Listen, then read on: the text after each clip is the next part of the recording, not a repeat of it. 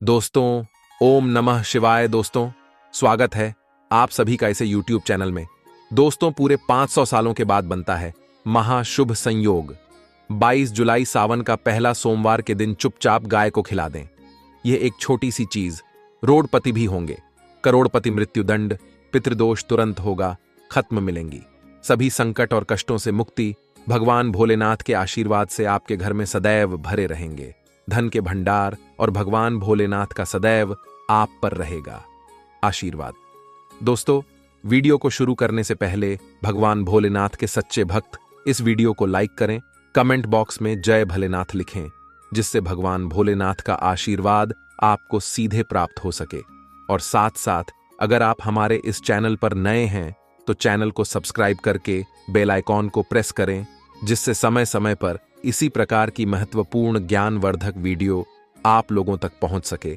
और ज्यादा से ज्यादा इस वीडियो को अपने दोस्तों में शेयर करें। दोस्तों, सनातन परंपरा में गाय, गंगा और गायत्री का बहुत ज्यादा धार्मिक महत्व है। मान्यता है कि गौ माता के शरीर पर 33 कोटि देवी देवताओं का वास होता है। गौ माता की सेवा एवं पूजा करने वाले जातक पर इन सभी देवी देवताओं की कृपा बरसती है। गौ सेवा से न सिर्फ इस जन्म के बल्कि पूर्व जन्म के भी दोष दूर हो जाते हैं। प्रत्येक सुबह जब आपके घर में भोजन बनना प्रारंभ हो तो सबसे पहले बनाई गई रोटी को आप गौ माता के नाम से निकाल दें और भोजन करने से पूर्व गौ माता को इस रोटी खिलाएं। यदि संभव हो तो काली गाय को खिलाएं। यदि काली गाय न मिले तो सफेद गाय को भी आप खिला सकते हैं। प्रत्येक पूजा और मांगलिक कार्य में गौ माता या उनसे जुड़ी चीजें जैसे गाय का गोबर, गोमूत्र, गाय का दूध अथवा गाय के दूध से बना भी अवश्य शामिल करें। इससे आपको पुण्य की प्राप्ति होगी। सनातन परंपरा के अनुसार जिस घर में गाय होती है उस घर से जुड़े सभी वास्तु दोष तो स्वतः ही समाप्त हो जाते हैं। किसी भी पूजा में गाय से प्राप्त पंचम युक्त पदार्थों का उपयोग अवश्य शामिल करें, तो कि पंचम के बिना कोई भी पूजा पाठ और हवन सफल नहीं होता। जादू तो वह कृपा पाने के लिए प्रतिदिन सौंपता अथवा महीने में परिवार समेत एक बार गौशाला जाने का नियम जरूर बनाएं और वहां गाय को हरा चारा जरूर खिलाएं। इससे आपको शुभ फलों की प्राप्ति होगी। और साथ ही साथ गो सेवा और दो पूजा से 9 ग्रह शांत हो जाते हैं और इनसे जुड़े दोषों का निदान हो जाता है। गर्मियों में 2 बातों को पानी पिलाएं और सदी में 2 बातों को गुड़ अवश्य खिलाएं। ध्यान रखें कि गर्मियों में गाय को गुद्ध न खिलाएं। अनेक देवी देवताओं को अपने शरीर पर धारण करने वाली गोमाता से जुड़े कई शुभ और अशुभ संकेत भी होते हैं। अगर गाय का दूध दुहते समय यदि गाय ठोकर मार दी और सारा दूध बिखर जाए तो वह सगुण होता है। यदि कोई यात्रा पर निकल रहा हो और गाय अपने बछड़े को दूध पिलाती सामने आ जाए तो निश्चित रूप से यात्रा के लिए आप निकले हैं। वे यात्रा आपके लिए अवश्य सफल होगी और वह काम जिसके लिए आप निकले हैं वे अवश्य ही पूर्ण होगा। यात्रा पर जाते समय बाईं ओर गाय की आवाज आना और रात्रि में गाय की होम काम करना भी शुभ होता है। दोस्तों, साथ ही साथ गाय के साथ आप भूल कर भी यह काम न करें। था मिलता है घोर नरक और जीवन भर की परेशानियां। या दोस्तों, गाय को राष्ट्रीय पशु बनाए जाने और इन्हें मौलिक अधिकार दिए जाने की बात हो रही है तो सवाल उठता है कि गाय जब भारतीय संस्कृति का हिस्सा है तब भी गाय के साथ लोग खराब व्यवहार कैसे कर लेते हैं। गाय दर दर भटकती रहती है, भरपेट इन्हें चारा तक लोग नहीं देते। गाय जब तक दूध देती रहती है तो उनकी सेवा होती है, और जैसे ही दूध देना बंद कर देती है तो लोग इन्हें उनकी किस्मत पर छोड़ देते हैं, सड़कों पर और गलियों में भटकने के लिए। ऐसे में गोवंश ही जीवों को कोई से मारता है तो कोई उन पर पानी डाल देता है। कभी वाहनों से इन्हें ठोकर लग जाती है तो कभी बीमार होकर बेचारी एक गाइड दम तोड़ देती है। ऐसे में जरूरत है इन बातों को जानने की कि गाय को लेकर शास्त्रों में क्या कहा गया है, गाय के साथ आपको कैसा व्यवहार करना चाहिए। या दोस्तों, गाय को कभी भी मारना पीटना नहीं चाहिए। शास्त्रों में गाय को माता का दर्जा दिया गया है। गाय को मारने पीटने वाला माता को मारने पीटने वाले के समान पाप का भागी माना जाता है। ऐसे घरों को नरक लोक में वर्षों तक पृष्ठभूमि आना पड़ता है। अगले जन्म में पशु योनि में मिलता है। तथा है कि गौतम मुनि ने गलती से गाय को डंडा मार दिया था, जिससे गाय की मृत्यु हो गई थी। और इस पाप से मुक्ति के लिए इन्हें वर्षों तक तपस्या करनी पड़ी। भगवान श्री कृष्ण जी ने डैड स्वरूपों में आई वृत्तासुर का वध कर दिया था, जिससे मुक्ति के लिए भगवान श्री कृष्ण को संपूर्ण पीड़ितों को एक कुंड में बुलाना पड़ा और इस कुंड में स्नान से वे पाप मुक्त हो गई थीं। या दोस्तों के साथ जो लोग पानी पी रही गाय को भगाते हैं, वे घोर पापी के बाकी बनकर नरक भोगते हैं, ऐसा पुराणों में बताया गया है। जबकि दो लोग गाय के लिए प्याऊ और चारा घर बनवाते हैं, वह मां भाग्यवान होते हैं। ऐसे लोग घोर पाप से मुक्त होकर स्वर्ग पाए जाते हैं और ही धनवान कुल में जन्म लेकर सुख भोगते हैं। और साथ ही साथ आराम कर रही गाय को कष्ट देकर कभी भी उठाना नहीं चाहिए। कहते हैं कि जिस स्थान पर गाय बैठी है वहां से नकारात्मक ऊर्जा समाप्त हो जाती है। गाय के बैठने की जगह को जो लोग नियमित साफ रखते हैं, वे पूर्व जन्म में किए गए जाने अनजाने में पापों से मुक्ति हो जाते हैं और गोलोक में स्थान पाते हैं। गाय को डंडा मारकर उठाना, पानी डालकर उठाने से मनुष्य पाप का भागी बनता है और अगले जन्म में उसे दर दर भटकना पड़ता है।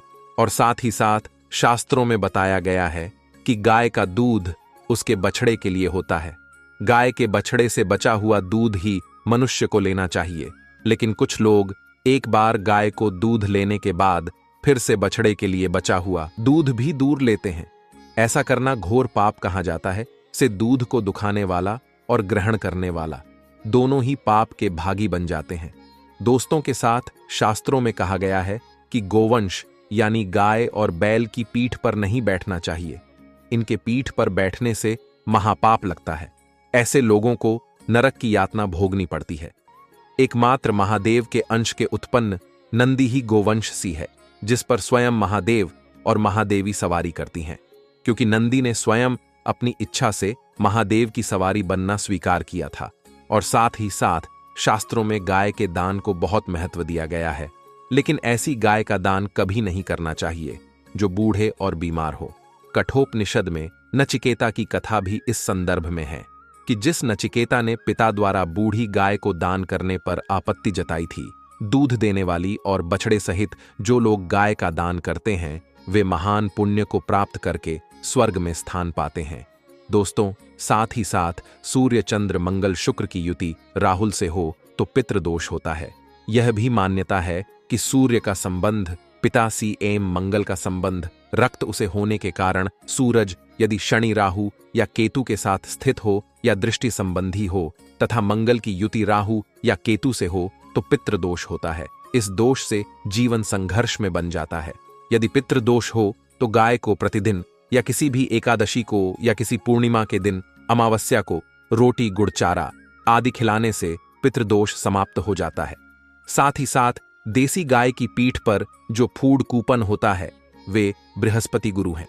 अतः जन्मपत्री में यदि बृहस्पति अपनी नीच राशि मकर में हो या अशुभ स्थिति में हो तो देसी गाय के इस बृहस्पति भाग एवं शिवलिंग रूपी कुबड़ के दर्शन करने चाहिए। बोर्ड तथा चने की दाल रखकर गाय को रोटी भी दें। इससे आपको शुभ फलों की प्राप्ति होगी। और साथ ही साथ यदि आप रास्ते में जा रही हूं और सामने से गोमाता आती हुई दिखाई दी तो गोमाता को आप अपनी दाहिनी ओर से जाने देना चाहिए। आपकी यात्रा अवश्य सफल होगी। और साथ ही है संकेत भी जानने। यदि आप यात्रा पर जा रहे हैं और सामने आपके गाय पर जाए अथवा अपने बछड़े को दूध पिलाती हुई सामने गाय दिखाई दे जाए तो समझ जाना कि वह यात्रा आपके लिए अवश्य ही सफल होंगी। और साथ ही साथ जिस घर में गाय होती है उसमें वास्तु दोष स्वतः ही समाप्त हो जाए। और साथ ही साथ आपको बता दें कि गाय को आपको जो भी रोटी बनाएं प्रतिदिन ताज़ी रोटी ही बनाएं। गाय को अगर आपने रोटी बनाई है तो कोशिश करें कि उस रोटी को आप तुरंत ही गाय को दे दें। अगर आप उस रोटी को रख देंगे और उस रोटी को अगले दिन देंगे तो रोटी बासी मानी जाएगी। गाय को कभी भी बासी रोटी न दें, इससे घर में नकारात्मक ऊर्जा वास करती है और जो भी कार्य आपके बनने वाले होंगे वे कार्य भी आपकी बिल्कुल भी नहीं बनेगी। इससे आपके घर में हमेशा दरिद्रता का वास रहेगा और आप जिस भी कार्य को करेंगे उस कार्य में आपको हमेशा असफलता ही हाथ लगेगी। इसीलिए कोशिश करें गाय को रोजाना ताज़ी रोटी बनाकर खिलाएं और रोटी को बिल्कुल न रखें। बासी रोटी गाय को न दें और साथ ही साथ सड़ी गली चीजें गाय को नहीं खिलानी चाहिए कि घर में कोई फल है कुछ सब्जी है, चढ़ जाए तो लोग क्या करते हैं, गाय को खिला देते नहीं। ऐसा नहीं कर चाहिए। ऐसा करने से यदि आप गाय को खिलाते हैं तो और आप पाप के भागी बन जाते हैं। आप बिल्कुल भी सड़ी गली चीजें गाय को खिलाएं और साथ ही साथ आप आटे की लोइयां बनाकर उनके ऊपर हल्दी लगाई। इसके बाद आप उन 11 लोगों को एक एक करके गाय को खिलाएं। प्रत्येक लोई को खिलाते समय गाय की सीमा पर आप हाथ, मेरी पीठ पर हाथ फेरने, मस्तक पर हाथ पैर मारता गाय कि आप चरणों का स्पर्श करें। जादू तो ऐसा करने से आपके समस्त कार्य बनने लगेंगे। जो दुख का समय चल रहा है वे भी समाप्त होगा। आपके जीवन में खुशियां गूंजियां होंगी। और एक बार आप 7 बार गाय की परिक्रमा भी कर लें तो आपके समस्त कार्य पूर्ण होंगे। और साथ ही साथ आप गाय को रोटी रोटी पर या तो आप थोड़ी हल्दी लगा ली, थोड़ा पूर्ण रख लें। अगर गुदना हो तो आप थोड़ा मिश्री रख सकते हैं, थोड़ा धीरज रख सकते हैं। जादू तो गाय को कभी भी सूखी रोटी खिलाएं। सूखी का मतलब गायक। यूं तो रोटी रखें, खिलाएं, उस पर कुछ ना कुछ रख कर खिलाएं। हल्दी लें, गुड़, नकली मिश्री भी। अब जो भी अकेले खाली रोटी नहीं खिलाड़ी हैं, ध्यान इस बात का रखें। जब भी आपको शुभ फलों की प्राप्ति होगी या दोस्तों, ये थी गाय से जुड़े कुछ महत्वपूर्ण उपाय, कुछ बातें जिन्हें आपको ध्यान में जरूर रखना चाहिए। दोस्तों, वीडियो अच्छी लगी हो तो वीडियो को लाइक करें।